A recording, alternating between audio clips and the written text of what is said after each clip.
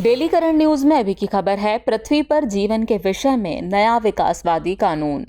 हाल ही में वैज्ञानिकों ने एक नया विकासवादी कानून प्रस्तावित किया है। नया विकासवादी कानून बताता है कि जीवित प्राणी, खनिज और प्रजातियां कैसे विकसित होती हैं। इसके निष्कर्ष general proceedings of the national academy of sciences में प्रकाशित हुए हैं। अध्ययन में कहा गया है कि प्राकृतिक प्रणालियां, जीवित और निर्जीव इकाइयां अधिक पैटर्निंग, विविधता और जटिलता की स्थिति में विकसित होती हैं। जैसे जैसे जीवन एक कोशिका से बहुकोशिका वाले जीवों में विकसित हुआ, पृथ्वी के खनिज अधिक जटिल हो गए, जिससे विविधता पैदा हुई और बदले में जैविक विकास को गति मिली।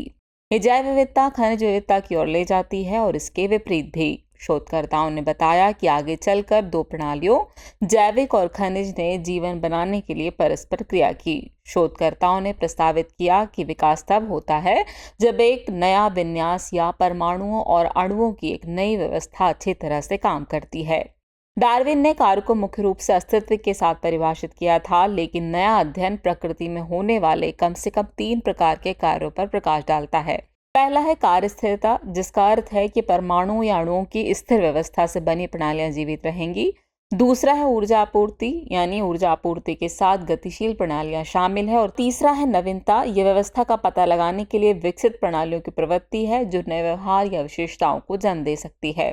उदाहरण के लिए पृथ्वी पर शुरुआती खनिजों में परमाणुओं की एक स्थिर व्यवस्था थी, जो खनिजों की अगली पीढ़ियों के विकास के लिए नींव के रूप में काम करती थी। फिर इन खनिजों को जीवन में शामिल कर लिया गया और ये खनिज जीवित जीवों के खोल, दांत और हड्डियों में मौजूद होते हैं। इसी तरह सौरमंडल के शुरुआती वर्षों में पृथ्वी 20 खनिजों का घर थी, जो 4.5 अरब वर्षों में और अधिक जटिल भौतिक, रासायनिक और अंततः जैविक प्रक्रियाओं के कारण आज लगभग 6000 ज्ञात खनिजों में विकसित हो गई है।